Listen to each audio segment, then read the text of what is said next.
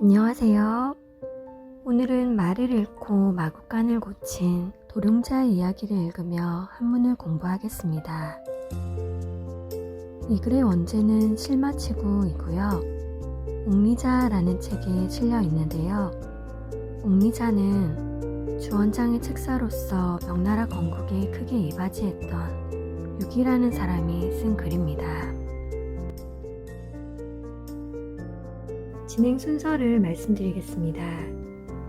우선 전체적인 맥락을 알 수 있도록 우리말로 이야기를 들려드린 후에 본격적으로 한문 원문을 읽으며 해석해보고 강의에서 나왔던 중요한 내용은 다시 화면에 띄워드리겠습니다.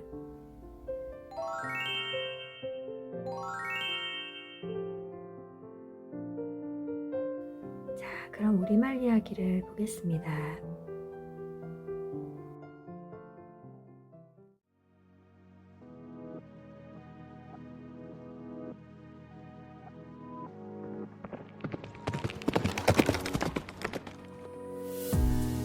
도룡자가 말을 잃어버린 후 마구간을 수리하자 사람들이 말했다. 이미 늦었어요. 그러자 도룡자가 말했다. 팔뚝이 부러지고 난 후 의술을 배워도 늦지 않소. 옛날 제환공과 진문공은 모두 먼저 나라를 잃었지만 훗날 돌아와 보위에 올라 차례로 춘추호패가 되었소. 월왕 구천은 회계산에서 오왕 부차에게 항복했으나 이후 와신상담 끝에 부차를 멸하고 제후들의 우두머리가 되었소. 지무자는 초나라에 9년 동안 포로로 잡혀 있었으나 이후 돌아와 진나라 제후의 재상이 되었으며 초나라를 격파함으로써 선왕의 유업을 회복했소. 손비는 위나라 방연의 모함으로 무릎에 슬개골을 도려내는 형벌을 받아 안진뱅이가 되었으나 이후 제나라의 사령관이 되어 위나라 군사를 격파하고 방연의 목을 베어 천하의 위엄을 떨쳤소. 오자선은 가족을 잃고 오나라로 도망쳐 나왔으나 이후 군대를 이끌고 초나라의 수도 영성을 함락시켜 아버지와 형의 원수를 갚았소. 범수는 위나라 상국 위제에게 갈비뼈가 부러지고 이가 빠지도록 구타를 당한 후 대나무 멍석에 둘둘 말려 변소에 던져진 채 오줌 세례까지 당했으나 이후 진나라 소양왕의 승상이 되어 위제를 스스로 죽게 만들었소. 이들 3명의 군주와 4명의 대부가 이제 막 공경에서 벗어나기 위해 도망할 때만 해도 그들이 당연히 마른 풀뿌리나 낙엽처럼 흙 속에서 썩어 없어질 것이라고 누군들 생각하지 않았겠소. 그러나 하루아침에 찬란하게 빛을 내며 사람들로 하여금 하늘에 뜬 해와 별처럼 그들을 우러러보게 만들었소. 만약 그들이 어려움에 굴복해 자포자기했다면 어떤 일도 하지 못한 채 벌써 끝났을 것이요. 그러므로 7월 가뭄에 벼는 못 살지만 그래도 잡초라도 베어내면 저절로 자라는 돌벼라도 기대할 수 있는 것이요. 늦었다고 여겨서 결국 포기하면 농토는 끝내 황폐해지고 말 것이요.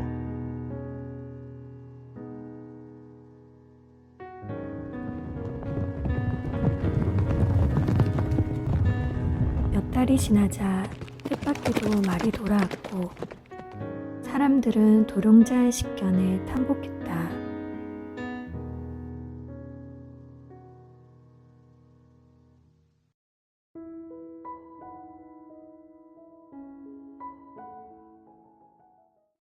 자, 시작하겠습니다. 월왕구천, 희우회계, 이후 멸부차, 작제후장.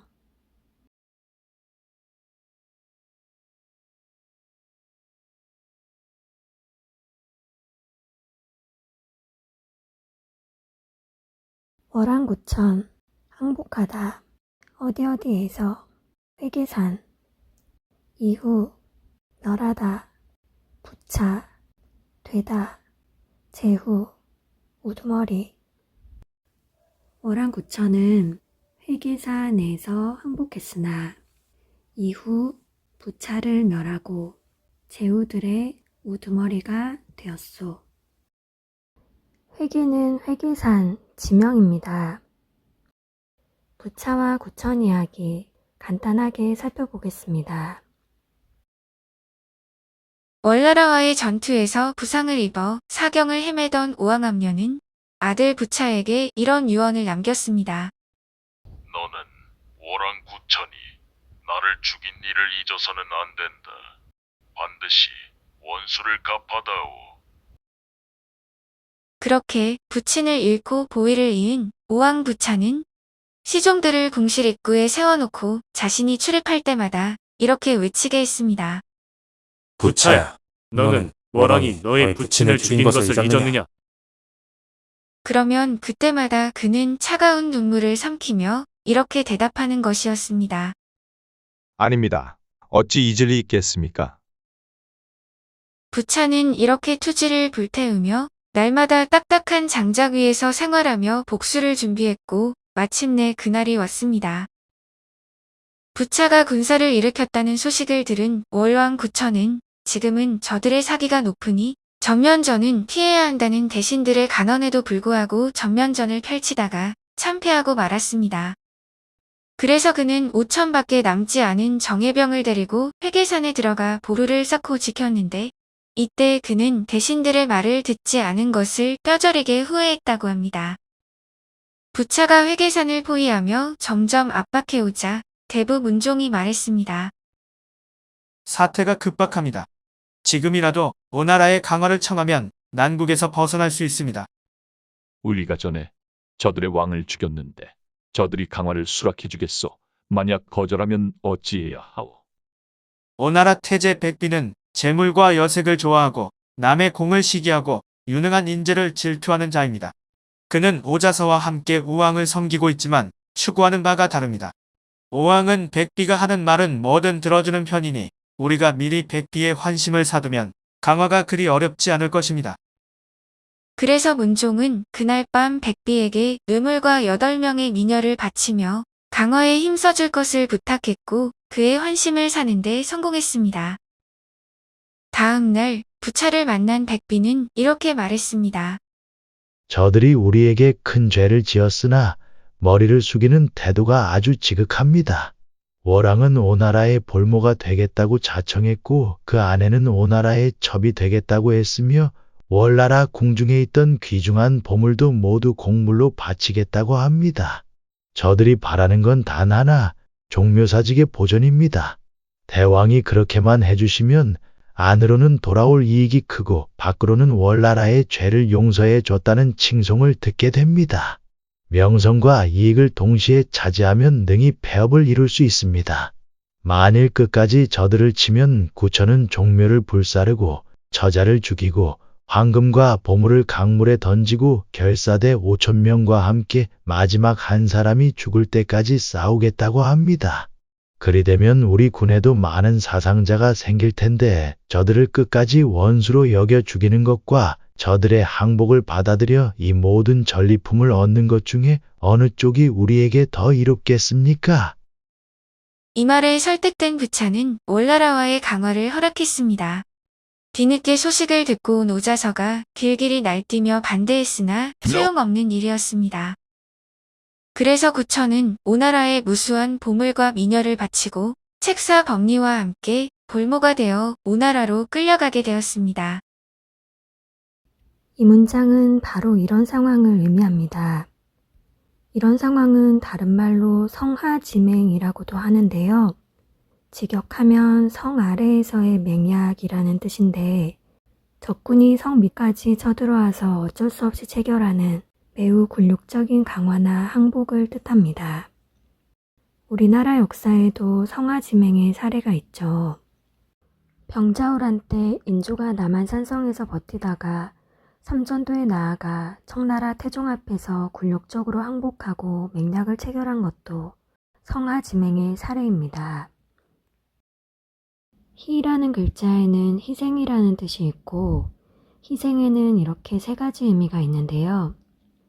이건 지금 종사를 보존하기 위해 자신이 소중하게 여기던 걸 바치거나 버리거나 빼앗기고 왕으로서의 사회적인 목숨을 잃은 채 마치 희생제물처럼 자신을 오나라의 볼모로 내어주며 끌려가고 있는 구천의 상황을 잘 드러내주고 있는 것 같습니다. 저는 뜻이 좀 더 명확해지도록 항복하다라고 의역했습니다. 우는 이처럼 뜻이 많은데 A, U, B 하면 흔히 이렇게 역방향으로 해석합니다. 그래서 B의 A, B에게 A, B에서 A 등으로 해석하시면 되는데요. 여기서는 회계사 내에서 항복했다 라는 뜻입니다. 그리고 작은 만들다, 행하다, 되다 등 다양하게 쓰이지만 여기서는 되다 라는 뜻입니다. 근데 이 문장이 맥락상 과거니까 이 부분은 제후들의 우두머리가 되었다 라고 해석하시면 됩니다. 자, 그럼 문장 다시 한번 해석해 보겠습니다. 월안구천은 회계사 내에서 항복했으나 이후 부차를 멸하고 제후들의 우두머리가 되었소. 월안구천은 회계사 내에서 항복했으나 이후 부차를 멸하고 제후들의 우두머리가 되었소.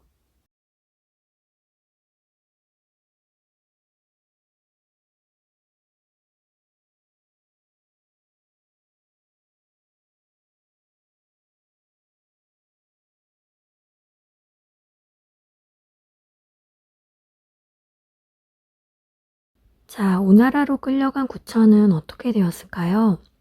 나머지 이야기 더 보겠습니다. 오나라 궁중에서 부차를 만난 구천은 정각의 계단 아래에 꿇어 엎드려 말했습니다. 제가 제 힘을 헤아리지 못하고 감히 삼국에 큰 죄를 지었습니다. 이제 대왕이 넓은 은혜로 저의 죄를 용서해 주셔서 짧은 생명이나마 유지하게 되었으니 실로 감격을 이기지 못하겠습니다. 지극히 감사드립니다. 과인이 성군의 원수를 갚으려 했다면 오늘 그대는 살아남지 못했을 것이오. 신은 정말 죽어 마땅합니다. 부디 저를 불쌍히 여겨주십시오. 이 모습을 본 오자서가 눈을 이글이글 불태우며 부차에게 말했습니다. 나는 새가 멀리 구름 위에 있어도 활을 쏘아 잡으려고 하는데 하물며 조정의 뜰에 내려앉은 새를 왜 잡지 않는 것입니까? 부처는 원래 교활하고 음험한 자입니다. 그가 지금은 죽음을 면하려고 아첨하는 말과 비루한 논사를 행하지만 일단 목숨을 부지하고 나면 우리나라에 큰 우환이 될 것입니다. 부디 그에게 속지 마시고 그를 경계하소서. 지금 그는 가마솥에 든 물고기 신세이니 그의 목숨은 요리사에게 달려 있습니다. 이때 그를 처단하소서. 과인이 들으니 항복한 자를 죽이면 그 재앙이 3대에 미친다고 했어. 하늘로부터 너무 과하다는 꾸지람을 들을까 두려워 그러는 것이니 그대는 더 이상 그런 말 마시오. 오상국은 눈앞의 복수에만 밝을 뿐 나라를 편안하게 하는 방법은 모르는 것 같습니다. 주상의 말씀이 참으로 인자하십니다. 부차는 백비의 아첨하는 말만 듣고 오자서의 간언은 듣지 않았습니다. 구천은 열악한 곳에서 노예처럼 생활하며 허트렛 일을 하고 말을 길렀습니다. 부차가 말을 타고 나갈 때는 그를 위해 발고삐를 잡고 말에 오르는 부차의 발밑에 엎드리기도 하는 등 부차를 모시는 구천의 자세는 참으로 정성스럽게 그지없었습니다. 부차는 구천의 책 쌓인 법리를 아까운 인재라고 여겨 높은 벼슬과 부귀영화로 회유했으나 법리는 패망한 나라의 신하는 감히 정치를 말하지 않고 싸움에 진 장수는 감히 용맹을 말하지 않는다고 합니다. 지금까지 죽이지 않고 살게 하신 것만 해도 은혜인데 어찌 그 이상의 부귀를 바라겠습니까?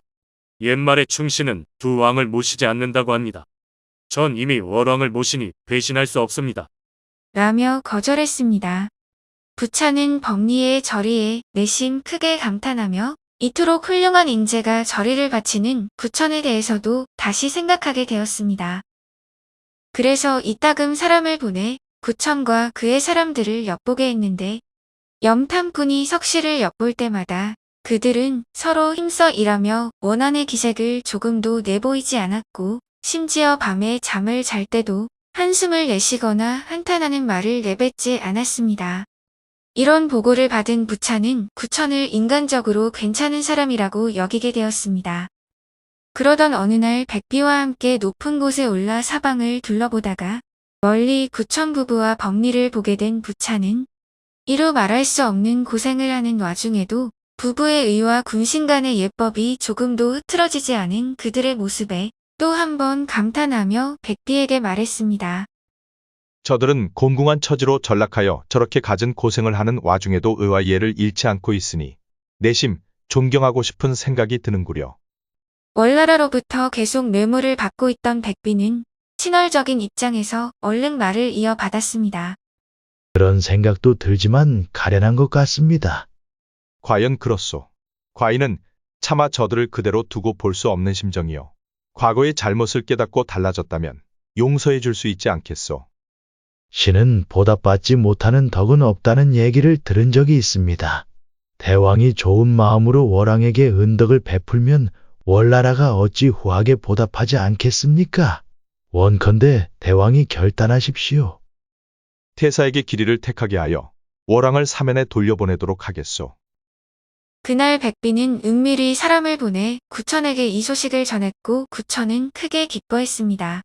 하지만 법리는 점을 쳐보더니 아직 기뻐하긴 이르다고 말했습니다. 한편 부차가 구천을 사면에 귀국시킬 것이라는 소식을 듣게 된 오자선은 황급히 부차에게 달려갔습니다.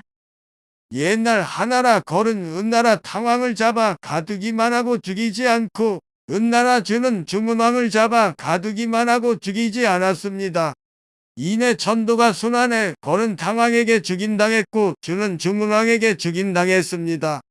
대왕이 구천을 잡아 만두고 죽이지 않으면 하나라 걸과 은나라 주가 당한 화를 입을까 두렵습니다. 이 말을 들은 부차는 다시 구천을 죽여야겠다는 생각이 들었습니다. 그래서 구천을 궁으로 불렀습니다. 하지만 때마침 몸이 아파서 구천의 처형은 뒤로 미뤄졌고 이후 3개월이 더 지났으나 부차의 병은 낫지 않았습니다. 법리가 점을 쳐보더니 말했습니다. 오왕은 죽지 않습니다. 그의 병은 기사일부터 차도가 있다가 임신일은 틀림없이 완쾌할 것입니다. 대왕은 궁으로 가서 문병하겠다고 청하십시오. 그리고 문병하게 되면 오왕에게 대변을 달라고 해서 그것을 맛보십시오.